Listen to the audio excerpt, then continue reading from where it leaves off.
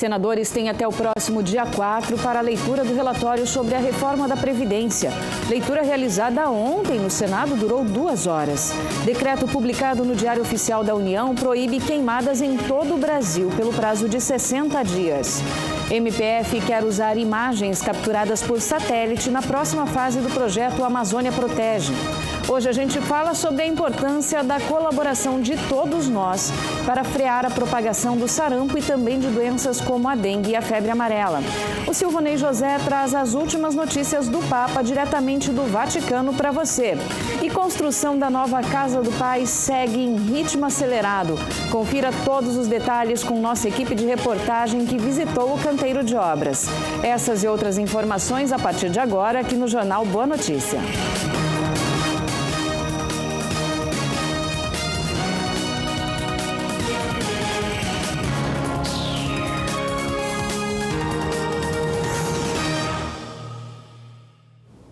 Boa noite, começa agora mais uma edição do JBN para todo o Brasil. Ontem, o senador Tasso Gereissati apresentou à Comissão de Constituição, Justiça e Cidadania, a CCJ, o relatório com seu parecer sobre a PEC da reforma da Previdência. A leitura do texto durou mais de 2 horas. Ao final da leitura, a presidente da CCJ, senadora Simone Tebet, concedeu um prazo para que os senadores analisem o relatório, que será votado na próxima quarta-feira, dia 4. No relatório de 58 páginas, o parlamentar relator da PEC defendeu a aprovação da proposta, afirmando que a justificativa era impedir o crescimento do déficit orçamentário de maneira rápida e que os direitos sociais continuem a ser garantidos no futuro. Tasso garantiu que a reforma não fere a Constituição porque busca equilíbrio financeiro e altarial da Previdência. Alterações ao texto aprovado pela Câmara, como a inclusão dos estados e municípios na reforma, foram sugeridas por Tasso em uma PEC paralela. Apesar de concordarem com a necessidade de mudanças no texto da reforma, alguns senadores lamentaram que as mudanças mais substanciais tivessem ficado para outra proposta, sobre a qual não há garantia de aprovação. Os senadores Alessandro Vieira e senador Everton insistiram que as mudanças sugeridas deveriam fazer parte da própria PEC 6/2019 e não da PEC paralela. Até as 2 da tarde de ontem já haviam sido apresentadas 287 emendas, das quais 145 já haviam sido analisadas por Tasso. A presidente da CCJ recomendou que outras medidas fossem protocoladas somente até a próxima terça-feira, dia 3, ao meio-dia, para que houvesse tempo hábil para análise até o texto ser votado na quarta-feira, dia 4. Tem que se votar na quarta. Há um complemento de voto às 9 horas da manhã. Abro para possíveis votos em separado. Teremos pelo menos um voto em separado. Vamos fixar um prazo aí para a leitura desses votos em separados. E em seguida abrimos para discussão, encerramos a discussão e vamos para a votação. Provavelmente isso vai adentrar a tarde adentro. Acredito que a gente não consegue fechar antes das 4, 5 horas da tarde uma discussão como essa. O relatório de Tasso sugeriu a retirada de alguns trechos da proposta que veio da Câmara. Entretanto, não será necessário que o texto volte para a reavaliação dos deputados. Entre os trechos retirados, o mais substancial é a eliminação por completo de qualquer menção ao benefício da prestação continuada, a BPC. Ou seja, as regras atuais ficam mantidas e esse benefício não passará a ser regulamentado pela Constituição. Segundo Tasso, o texto que veio da Câmara constitucionaliza o atual critério previsto em lei.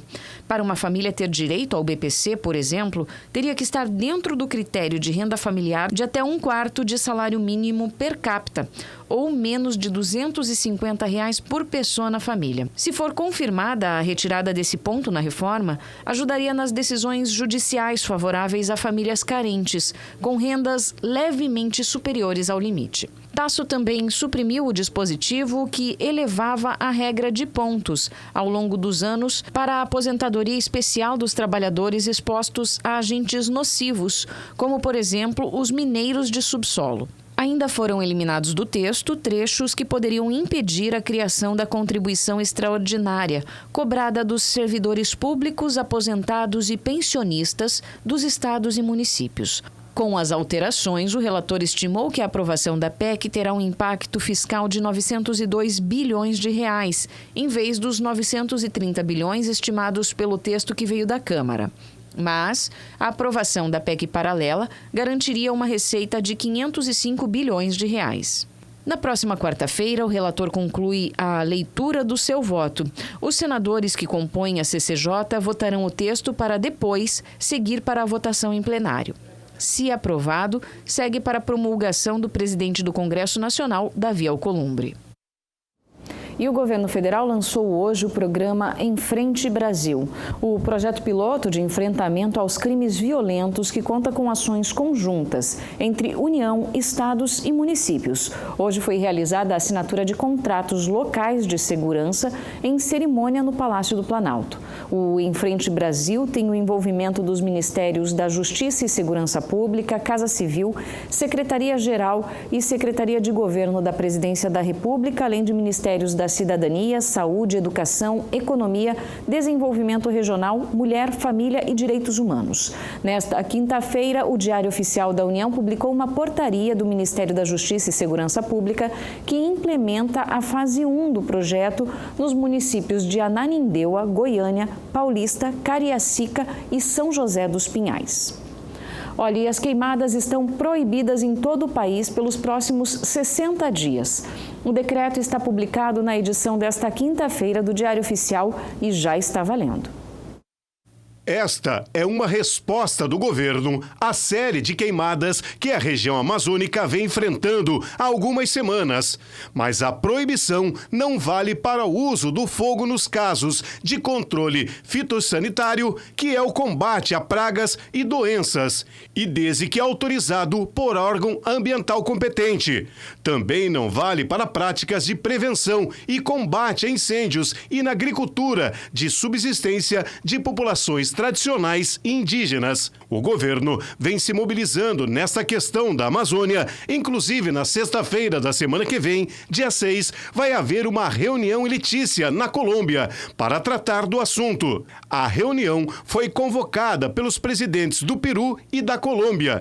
E a ideia é pensar em ações e políticas de combate aos incêndios e de preservação da floresta. Nesta quarta-feira, 28, o ministro do STF, Alexandre de Moraes, se reuniu com governadores dos estados da Amazônia para tratar de recursos para a região. A ideia é liberar parte do dinheiro de um fundo da Petrobras para o combate a queimadas e o desmatamento ilegal. Esse fundo tem 2,5 bilhões e foi criado para receber valores recuperados pela Operação Lava Jato, em acordo com os Estados Unidos. A proposta, pelo menos do governador do Amapá, Valdez Góes, é que o representante do Consórcio de Desenvolvimento da Amazônia Legal é destinar 400 milhões para os 9 estados que compõem a Amazônia Legal. A Advocacia Geral da União defende o uso de 500 milhões de reais para isso. E as imagens de satélite das atuais queimadas na floresta amazônica serão incluídas na próxima fase do projeto Amazônia Protege do Ministério Público Federal. A iniciativa visa o combate ao desmatamento ilegal por meio da identificação e punição dos responsáveis. Desde 2017, quando o projeto foi lançado, quase 2.500 ações civis públicas já foram instauradas com pedidos de reparação ambiental e de indenizações que ultrapassam 4,9 bilhões de reais. O Ministério Público Federal informou que solicitou com urgência ao Instituto Nacional de Pesquisas Espaciais, o INPE, cópias das imagens de queimadas de cada mês de 2019. O material será analisado e haverá um cruzamento de informações de bancos de dados públicos para delimitar as áreas desmatadas e identificar quem removeu de forma ilegal a vegetação. A partir disso, poderão ser abertas novas ações. A próxima fase do projeto Amazônia Protege está prevista para ser lançada ainda este ano. O presidente da Câmara de Meio Ambiente e Patrimônio Cultural do órgão, o subprocurador-geral da República, Nívio de Freitas, destaca a união de esforços para combater os crimes ambientais. Todas as imagens e informações também serão analisadas e discutidas em reunião da Câmara de Meio Ambiente e Patrimônio Cultural com procuradores da República dos 9 estados da Amazônia Legal. O encontro está marcado para 4 de setembro em Brasília. E homens se mobilizaram ontem na cidade de Jalpaiguri, na Índia, para resgatar um elefante. Toda a operação foi registrada em vídeo. Confira. Imagens do vídeo mostram a enorme operação de resgate realizada para salvar o elefante preso no fundo de um poço. Este é o momento em que o animal foi salvo por equipes de resgate do buraco de quase 7 metros de profundidade. Para realizar o feito foi necessário o uso de um guindaste. Depois de resgatado, o elefante foi colocado na traseira de um caminhão que o transportou para ser liberado de volta à natureza. A grande operação de resgate ocorreu perto do campo do Exército Panagar, em Jalpaiguri, no estado de Bengala Ocidental, na Índia. E ali está a selva de onde o animal deve ter se afastado antes de cair no poço. As imagens foram registradas ontem, dia 28 de agosto. E no próximo bloco, nós vamos falar sobre o sarampo e da importância da colaboração de cada um de nós para frear a propagação dessa doença.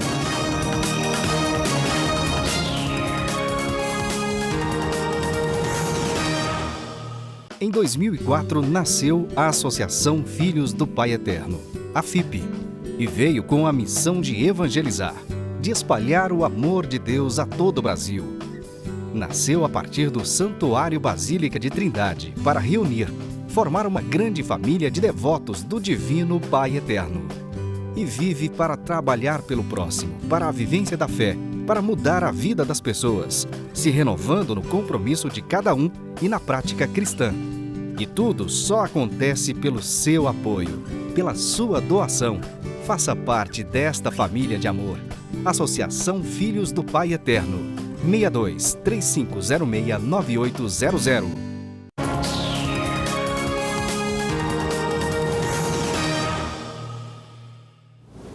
O Ministério da Saúde começou a enviar nesta semana 1,6 milhão de doses extras da vacina tríplice viral a todos os estados para garantir a dose extra contra o sarampo em todas as crianças de 6 meses a 11 meses e 29 dias. Só para os 13 estados que estão em situação de surto ativo de sarampo, vão ser destinadas 960.907 doses. Desse total, 56% já foi enviado para o estado de São Paulo, que concentra 99% dos casos e que acaba de registrar o primeiro óbito pela doença neste ano. Essa confirmação consta no boletim epidemiológico de sarampo divulgado nesta quarta-feira pelo Ministério da Saúde. A vítima foi um homem de 42 anos que não tinha recebido nenhuma dose da vacina ao longo da vida e tinha histórico de comorbidade. Nessa faixa etária, a pessoa deve ter pelo menos uma dose da vacina. O envio de doses extras da vacina aos estados é uma resposta imediata do governo federal em decorrência do aumento de casos da doença em alguns estados. De acordo com o novo boletim epidemiológico da doença, o Brasil registrou nos últimos 90 dias, entre 2 de junho a 24 de agosto de 2019, 2.331 casos confirmados de sarampo em 13 estados. São Paulo com 2.299, Rio de Janeiro com 12, Pernambuco com 5, Santa Catarina 4, Distrito Federal 3, Bahia, Paraná, Maranhão, Rio Grande do Norte, Espírito Santo, Sergipe, Goiás e Piauí com um caso confirmado. Nesses dois últimos, os casos foram registrados em outros estados. O coeficiente de incidência da doença foi de 5% por 100 mil habitantes. O Ministério da Saúde já adquiriu 28,7 milhões de doses adicionais de vacinas contra o sarampo, que irão garantir o abastecimento do país até 2020. As novas aquisições foram anunciadas ontem pelo secretário de Vigilância em Saúde do Ministério da Saúde, durante reunião com laboratórios produtores de vacinas. Na rotina do Sistema Único de Saúde, a tríplice viral está disponível em todos os mais de 36 mil postos de vacinação em todo o Brasil. A vacina previne também contra a rubéola e cachumba. É importante esclarecer que a chamada dose zero não substitui e não será considerada válida para fins do calendário nacional de vacinação da criança. A vacinação de rotina das crianças deve ser mantida independentemente de a criança ter tomado a dose zero da vacina.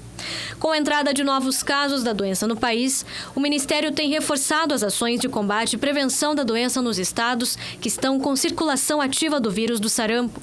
Neste mês, o Ministério da Saúde alertou os profissionais de saúde das redes pública e privada em relação à proteção e aos cuidados para evitar a propagação do sarampo nas unidades de saúde do país.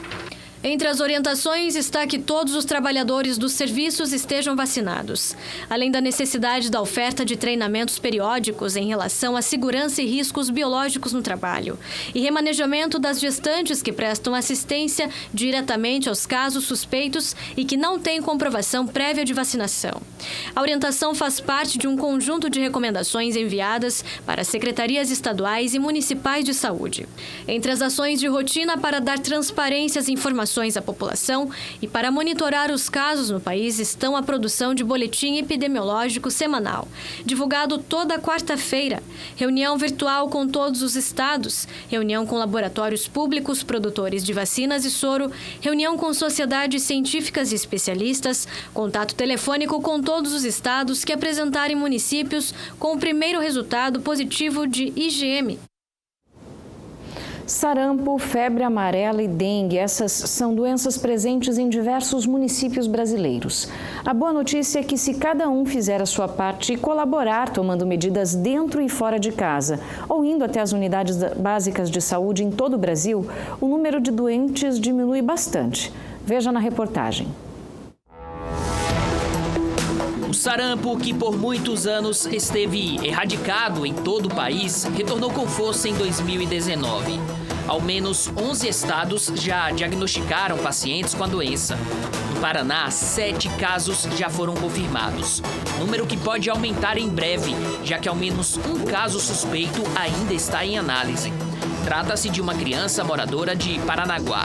Se os exames derem positivo para sarampo, representa a chegada da doença ao litoral paranaense após décadas.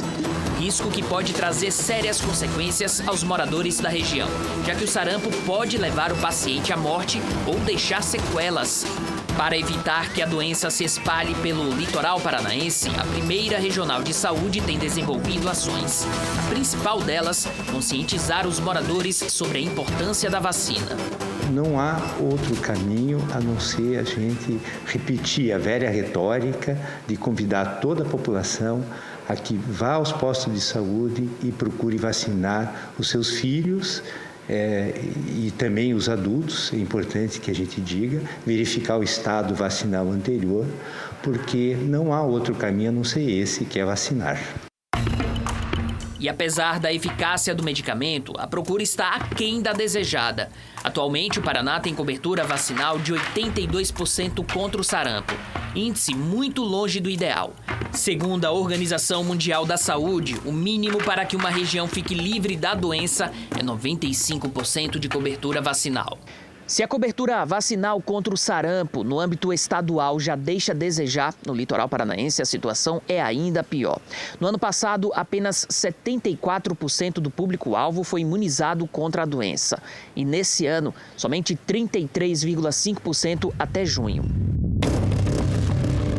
O sarampo retorna em uma época em que Paranaguá ainda se recupera de uma outra doença perigosa que em um passado recente vitimou dezenas de moradores do maior município do litoral e que pode voltar a qualquer momento. A cidade é uma das 47 monitoradas de perto pela Secretaria Estadual de Saúde contra a dengue. A SESA planeja ações de combate aos focos de proliferação do mosquito vetor da doença, o Aedes aegypti. O que a regional tem feito junto com os municípios? Nós reativamos uma câmara técnica para discutir dengue o ano inteiro. Então, essa câmara técnica se reúne mensalmente, os municípios têm trazido muita informação interessante. E a população deve fazer a sua parte conferindo possíveis pontos de acúmulo de água parada dentro de casa e nos quintais. Vasos de plantas, pneus e até tampinhas de garrafa podem servir de criadouro para o mosquito transmissor da doença. No primeiro trimestre de 2019, o litoral paranaense ouviu falar bastante da febre amarela. A região faz parte de uma espécie de corredor da doença, o que pode ser explicado pela movimentação dos macacos. Com os primeiros sinais do vírus no interior do estado de São Paulo, boa parte do animal, que assim como o ser humano também contrai a doença, fugiu para florestas mais distantes. O mosquito transmissor do vírus, em contato com os macacos ou pessoas infectadas, acabou espalhando a doença por diversas cidades. E no caso da febre amarela, assim como o sarampo, a forma mais eficaz de evitar a doença é a vacinação. Importante deixar claro que o macaco não é responsável pela febre amarela. O animal é também vítima da doença. Inclusive, é um grande aliado no combate ao vírus, já que indica a existência dele em uma determinada região. É fundamental que as pessoas vejam o seu estado vacinal e se protejam. Vai chegar um momento em que vai esquentar um pouco mais, as pessoas vão começar a fazer passeios, vão adentrar a mata, vão pescar, vão a locais isolados, ou mesmo visitar pessoas que moram nas regiões próximas à mata, e lá eles têm o risco desta contaminação pelo vírus da febre amarela. E essa vacina é muito eficiente, ela protege efetivamente, e nós ainda não temos, infelizmente, uma cobertura satisfatória em todo o litoral. Em comum, tanto a febre amarela quanto o sarampo ou a dengue apresentam a necessidade da população fazer a sua parte, seja tomando as vacinas ou eliminando focos de proliferação do Aedes aegypti. Somente com a união de todos e esforço comum será possível vencer a guerra contra essas doenças.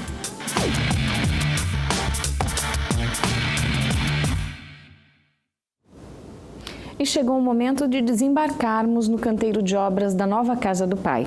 Por lá, a construção segue em ritmo acelerado, conforme o repórter Pedro Henrique Rabelo mostra pra gente. Estamos entrando na reta final do ano de 2019 e a nova Casa do Pai em Trindade continua sendo construída com muito trabalho e devoção ao Divino Pai Eterno.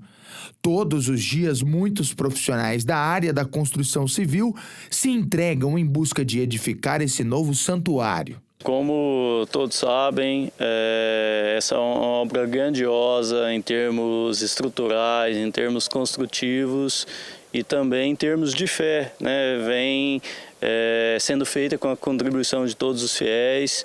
Nós aqui também temos um trabalho bem árduo e constante, muito gratificante para todos estarem trabalhando aqui hoje. Este ano, a obra passou por uma evolução e, com a ajuda dos devotos pelo Brasil e pelo mundo inteiro, a casa está tomando forma e ganhando altura. Nesse ano de 2019, conseguimos avançar na nossa estrutura, continuamos a avançar na estrutura, dividimos o corpo da igreja em 6 setores. Hoje estamos trabalhando em 2 deles, que têm avançado de acordo com o que planejamos. Nesse local aqui está sendo construída a Praça Superior. Estou nesse momento a 11 metros de altura. E é aqui, nesse espaço, que está sendo construído o piso da nova igreja. Futuramente será nesse espaço que acontecerão as celebrações. Podemos ver que a obra tem avançado, já toma alturas grandiosas, pode-se ver estruturas grandiosas. E até o fim desse ano pretendemos executar o piso desses 2 setores que estamos em atividade. Então, concretando essa etapa que chamamos de Praça Superior, que é o piso da nossa igreja, avançaremos com os pilares. Esses pilares vão atingir até 70 metros de altura. Então, agora a nossa ideia é mostrar a grandiosidade da obra. Poderá ser vista de longe com a expansão, com a execução desses pilares acima do pavimento da igreja. Ainda temos 4 meses pela frente até 2019 acabar. Tempo para fazer essa construção abençoada evoluir. Mas para isso será necessário muito trabalho. Avançaremos nesses 2 setores da obra, concretando todo o trecho de piso da igreja, que chamamos de Praça Superior, e avançaremos assim os pilares. E os pilares com essa altura, chegando até 70, 80 metros, alguns deles. Essa etapa será continuada e concluída até o fim do ano que vem. E daqui a pouco você confere as últimas notícias do Papa Francisco com o Silvonei José, nosso correspondente em Roma.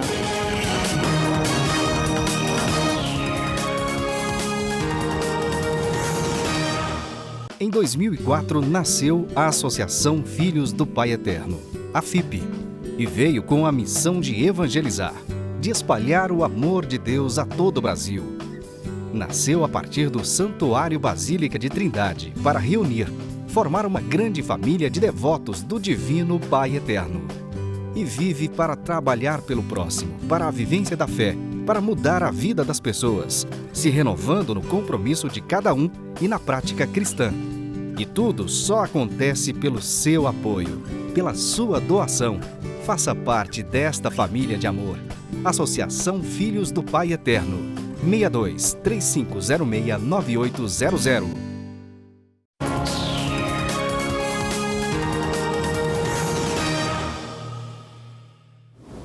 Agora, o nosso correspondente internacional, Silvonei José, traz as informações do Papa diretamente do Vaticano. Alô, amigos de todo o Brasil. Não ter medo diante daqueles que nos mandam ficar calados ou nos caluniam. O Papa Francisco deu continuidade ontem, quarta-feira, ao ciclo de catequese sobre os Atos dos Apóstolos, na audiência geral, realizada nesta semana na Praça São Pedro, e que teve como tema Quando Pedro Passava, Pedro, testemunha principal do ressuscitado. Segundo Francisco, a comunidade eclesial, descrita no livro dos Atos dos Apóstolos, vive da riqueza que o Senhor coloca à sua disposição.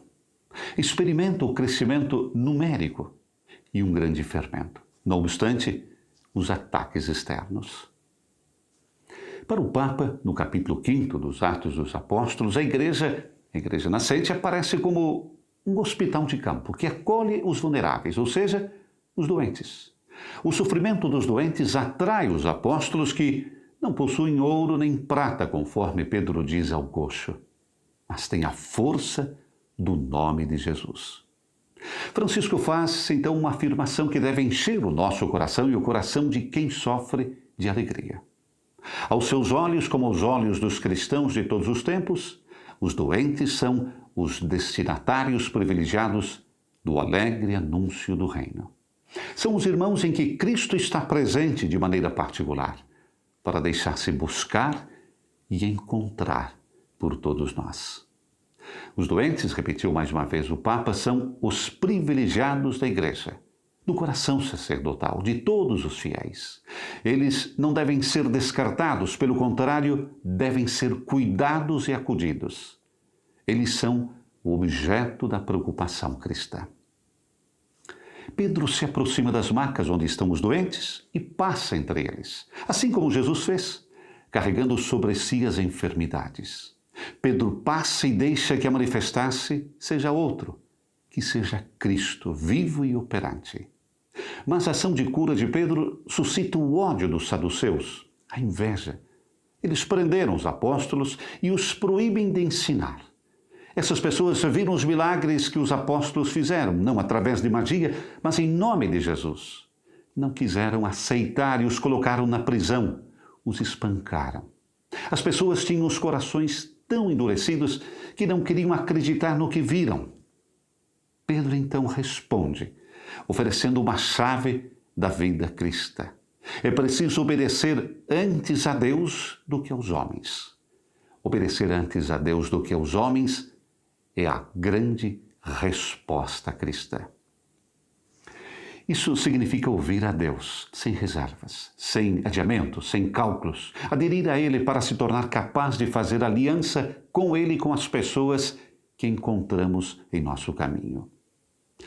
Peçamos também nós ao Espírito Santo, disse o Santo Padre, a força para não nos amedrontarmos diante daqueles que nos mandam calar, que nos caluniam e até mesmo atentam à nossa vida. Não devemos nos amedrontar, Este é o convite do Papa Francisco.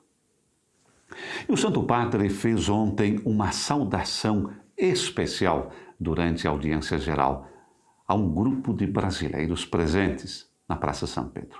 O pontífice se dirigiu aos jovens da Marinha do Brasil, que fazem parte da maior turma já formada na Escola Naval, tripulantes do navio Escola Brasil, que realiza uma viagem de formação profissional e cultural e que esteve atracado até a noite de ontem no porto de Civitavecchia, a 60 quilômetros de Roma. No vigor de sua juventude, na distinção de sua presença e na esperança que brilha em seus olhos, disse Francisco, vislumbro a promessa, confirmada por esta peregrinação de fé, de que vocês serão leais servidores do grande e querido Brasil e colaboradores de Deus na construção de um mundo mais fraterno, com base na justiça, no amor e na paz. A passagem do navio Escola pela Itália faz parte de um roteiro que começou em julho no Rio de Janeiro, percorre 15 países e 18 portos ao redor do mundo e termina no próximo mês de dezembro. Rezemos todos pela paz. E esse foi o outro convite feito ontem pelo Papa ao saudar os peregrinos de língua polonesa presentes na Praça São Pedro, recordando os 80 anos do início da Segunda Guerra Mundial com a invasão da Polônia pela Alemanha nazista. Recordamos no dia 1º de setembro. Enquanto em Varsóvia e Wilhelm e outras cidades haverá celebrações comemorativas com a participação de numerosos chefes de Estado de todo o mundo, rezemos todos pela paz, disse o Papa, para que não mais se repitam os trágicos eventos provocados pelo ódio que trouxeram apenas destruição, sofrimento e morte. Rezemos a Deus para que a paz reine nos corações dos homens, nas famílias, nas sociedades e entre os povos. E uma última informação. O acordo provisório entre a Santa Sé e a República Popular da China, assinado, recordamos, em 22 de setembro de 2018, está dando frutos como sinal da comunhão e da harmonia. Ontem, quarta-feira, com mandato pontifício, Monsenhor Esteban Xu Hangwei foi ordenado bispo coadjutor de Hangzhong. A cerimônia foi realizada em um clima solene, com muita participação, com a presença de todos os bispos da província de Shanxi. E já na última segunda-feira, dia 26, Monsenhor Antônio Yaoshun fora ordenado bispo de Jining, pela primeira vez com mandato pontifício. A diocese encontra-se na Mongólia Interna. Boas notícias. De Roma, para a TV Pai Eterno, Silvana e José. Olha, nesse mês de agosto, a gente continua falando sobre a celebração das vocações. Veja agora em mais uma reportagem sobre a vocação dos leigos. Por que Deus ainda se queixa? Quem pode resistir à vontade dele? Sou Maria de Lourdes Pereira, Kege, moro em Goiânia e tenho uma vocação leiga.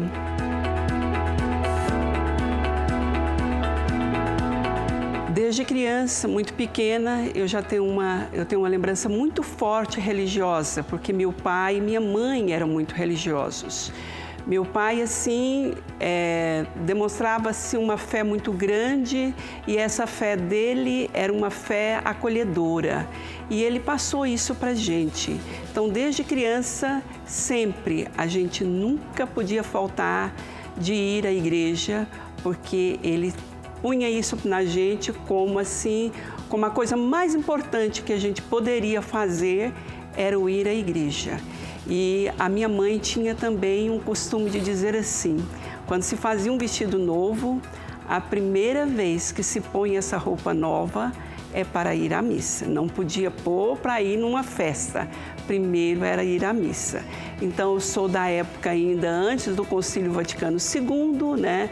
Fiz a primeira Eucaristia, fui batizada, fiz a primeira Eucaristia, fiz a Crisma, tudo na minha fase de criança, né? Porque naquela época a Crisma também era junto com a Eucaristia, antes do Concílio Vaticano II. Então, fiz tudo isso e sempre fui da Cruzadinha, inclusive fui coordenadora da Cruzadinha da minha cidade, né? Cruzadinha de crianças, então sempre assim, estava sempre na frente de alguma coisa. Depois que deixei de ser criança, passei a ser um pouco da Legião de Maria, onde eu visitava as casas lá em Morrinhos, visitava as famílias, rezava com as famílias. A gente ajudava também com cestas básicas, algumas famílias. E assim eu fui crescendo, sempre voltada para a religião.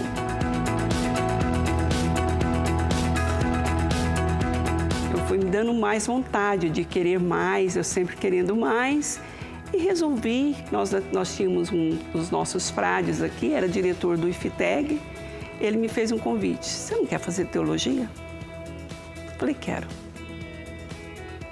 E eu fui fazer teologia aqui no IFTEG. Fiz teologia, fiquei os 4 anos em teologia. Meu trabalho foi sempre voltado para a liturgia e nessa época eu já tinha passado a gostar também da catequese de adultos, porque no começar a frequentar a liturgia, a capacitação em liturgia, eu fui conhecendo o RICA, o ritual de iniciação cristã, e me despertou a catequese para adulto. E aí, na primeira oportunidade que eu tive aqui, estava fazendo teologia, já quase no final, na primeira oportunidade que eu tive de trabalhar a catequese de adulto, eu não queria trabalhar a catequese de criança, eu queria trabalhar com adultos. Primeira oportunidade que eu tive, eu entrei para a catequese, chamei uma colega que também fazia teologia, a Magda, e nós viemos trabalhar com a catequese de adultos. E catequese de adultos já tem 11 anos que nós estamos trabalhando com catequese de adultos, trazendo o RICA, trabalhando o RICA com esses adultos, procurando sempre fazer essa unificação, porque o RICA faz isso muito bem, unindo catequese, né, e trazendo junto a liturgia, mostrando que essas duas coisas são inseparáveis, estão sempre juntas, né? Então, a gente procurou trabalhar juntos essas duas coisas. E isso me fez com que o meu trabalho também de faculdade fosse voltado para a liturgia e para a catequese de adultos. Eu sempre procurei trabalhar isso.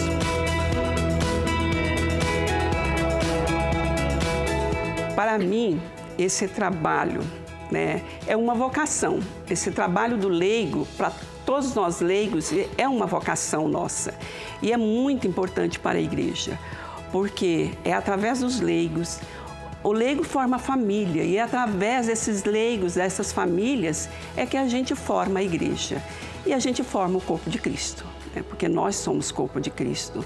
E se nós leigos realmente abraçamos isso, acreditamos nisso e vamos em busca e acolhemos bem quem vem até nós, eu acho que a igreja cresce não só em quantidade, mas também em qualidade.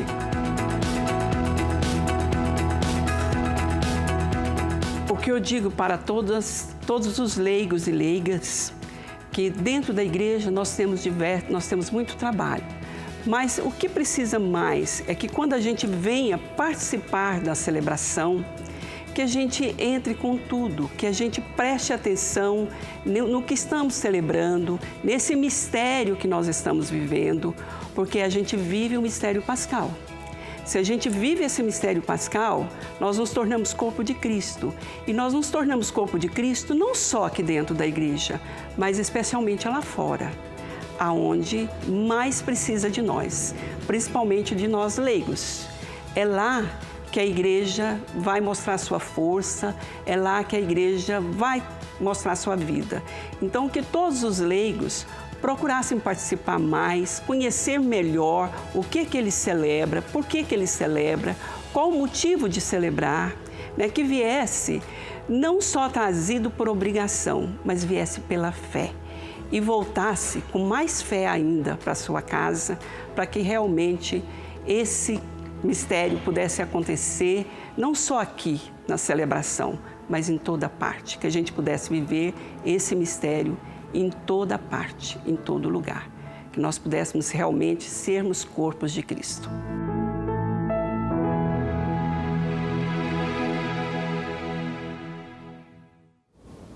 Olha, e ajude a fazer o JBN sugerindo boas notícias para a nossa produção. Pegue aí os nossos contatos. O telefone tem DDD 62 e o número é o 3506-9800. O e-mail é o jbn@tvpaeterno.com.br e o nosso portal é o paieterno.com. Você pode falar com a gente também pelas redes sociais. No Facebook é só procurar TV Pai Eterno ou no Instagram, @TV Pai Eterno. Participe com a gente. Muito bem, e assim a gente encerra mais uma edição do Jornal Boa Notícia. Continue acompanhando a programação da TV Pai Eterno. Eu volto com novas notícias às 8 horas da noite, amanhã. Até lá!